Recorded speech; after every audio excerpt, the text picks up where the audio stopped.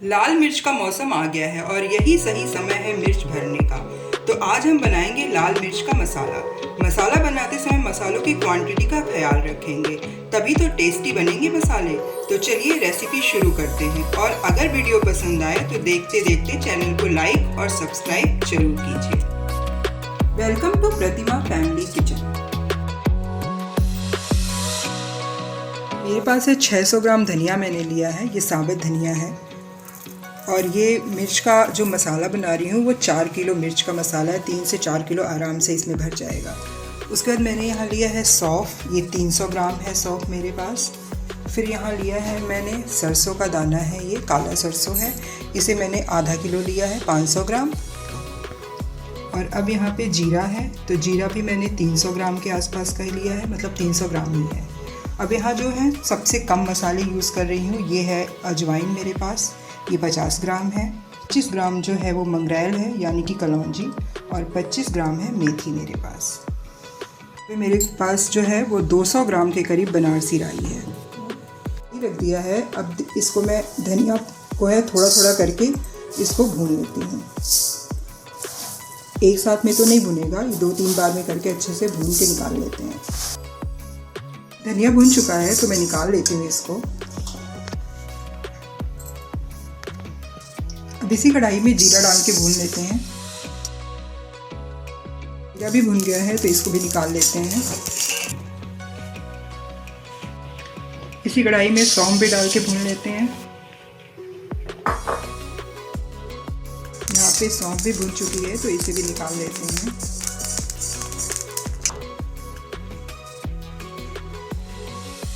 अब इसी में सरसों डाल देते हैं। सरसों को हमें बहुत ज़्यादा भूनना नहीं है, सरसों को सिर्फ गरम करना है, ये ध्यान रखिएगा। और कढ़ाई भी बहुत ज़्यादा गरम है, तो बस इसको लगातार चलाते रहिए और सिर्फ आधे से 1 मिनट में ये हो जाएगा, सिर्फ गरम करना है। अब ये मेथी है तो इसके साथ में मेथी भी डाल देती हूँ, ये भी गरम हो जाएगा। और ये इसके साथ राई है तो ये भी डाल देते हैं।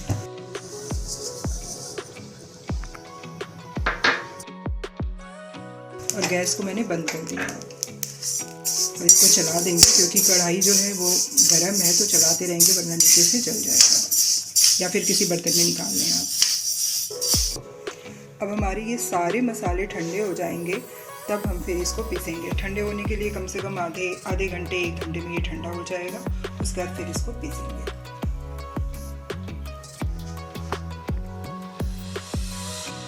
अजवाइन को और ये मंगरेल है कलौंजी, ये दोनों मैंने भुना नहीं है, इसे कच्चा ही डालेंगे हम। अब मैं यहाँ एक एक करके सारे मसालों को पीस लूँगी। मसाले बिल्कुल ठंडे हो चुके हैं हमारे। यहाँ पे सारा धनिया मेरा पिस गया है। अब दूसरे मसाले पीसते हैं। अब ये सौंफ है तो सौंफ पीस लेते हैं। अब यहाँ पे सौंफ भी पिस गया है तो वो भी निकाल लेते हैं। अब यहाँ जीरा पीस लेते हैं। अब यहाँ पे जीरा भी पीस चुका है तो ये भी मिला देते हैं इसी में। और अब ये सरसों और जो मैंने मेथी इसमें थोड़ी सी डाली थी और बनारसी राई, इसको पीस लेते हैं।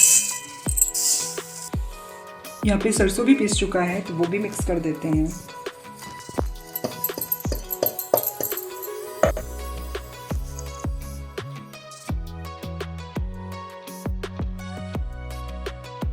मसाले यहाँ सारे पीस चुके हैं तो इनको पहले मसालों को मिक्स कर देते हैं।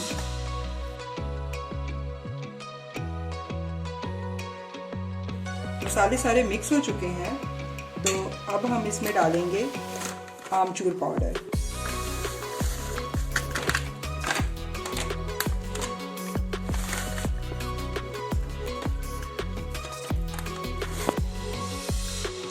अब अपने हाथों को अच्छे से साफ करके उसी से मिक्स कर लीजिए आप। अगर आपके पास खटाई है, सूखी हुई खटाई, तो उसका भी यूज़ कर सकते हैं, उसको कूट के इसमें मिला सकते हैं। अगर नहीं है तो आमचूर पाउडर ही यूज़ कर लीजिए। अब हम नमक का यूज़ करेंगे, तो नमक पहले थोड़ा ही डालिए। मैं अभी सिर्फ ½ kg नमक ऐड की हूँ इसमें।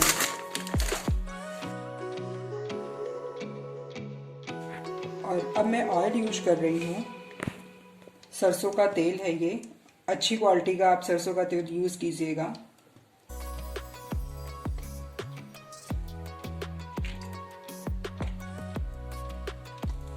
और अब अपने हाथों से, दोनों हाथों से अच्छे से इसको बिल्कुल मिला लीजिए।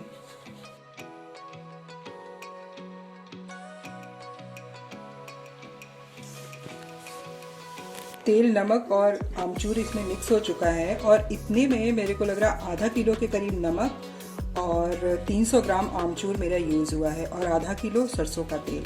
अभी मेरे पास जो अजवाइन है इसको खड़ा ही मुझे डालना था, तो ये मिक्स कर देते हैं। और ये मंगरेल है, इसको भी अच्छे से मिक्स कर लेते हैं। ये हमारा मसाला बिल्कुल रेडी है भरने के लिए। लाल मिर्च है, इसे मैं 2 दिन से धूप में सुखा रही थी। कल लिया था तो इसको साफ़ करके धूप में सुखाया, आज दूसरा दिन है। और अगर ये तैयार हो रहा है, इसको इस तरह से करेंगे तो ये चीज़ जो है आराम से आपकी बाहर आ जाएगी इस तरीके से। और फिर इसको जो है साफ़ करके इसके बीए निकाल लीजिए। और इसी तरह से अगर ऐसे करने में दिक्कत हो रही हो तो आप इसको काट के भी आराम से इस तरह से काट दें, यहाँ से चाकू से इस तरीके से।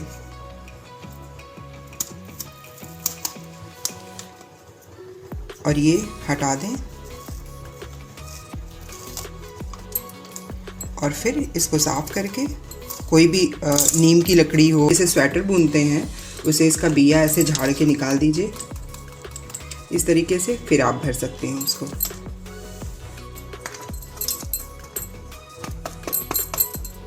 अब इसको इस तरह से लेके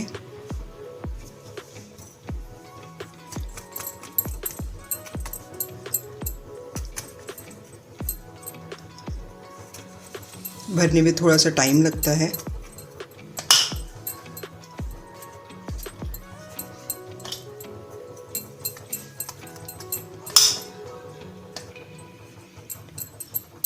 अगर इस तरह से भी आपको दिक्कत होती है तो बीच में इसको फाड़ दीजिए, बीच से इस तरीके से, और फिर भर दीजिए।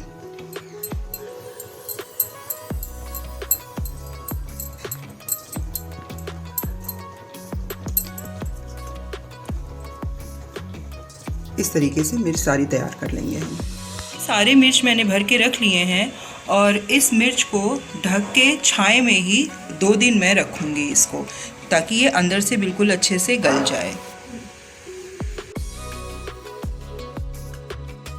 अब ये 2 दिन हो चुके हैं, तो इन मिर्चों को अब मैं क्या करूँगी, एक पतली सी शीट ले लूँगी और उस पर अलग अलग करके एक एक करके इसको फैला लेंगे धूप में।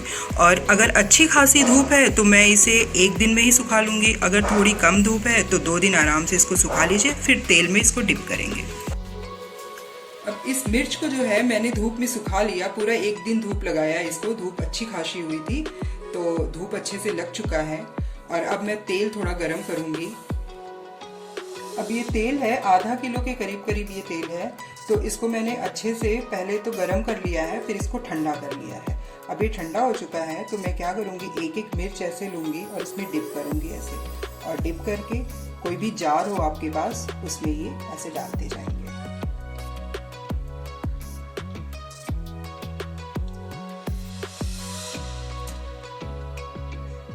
इस तरह से सारी मिर्च आप डिप करके डाल दीजिए और जो लास्ट में तेल बचे वो ऊपर से डाल दीजिए।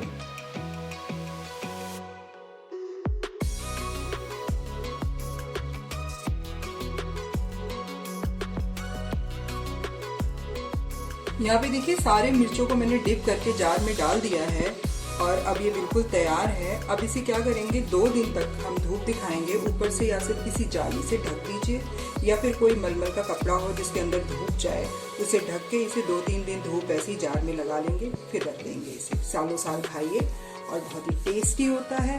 तो चलिए फिर मिलते हैं किसी नई रेसिपी के साथ, तब तक के लिए बाय बाय, टेक केयर।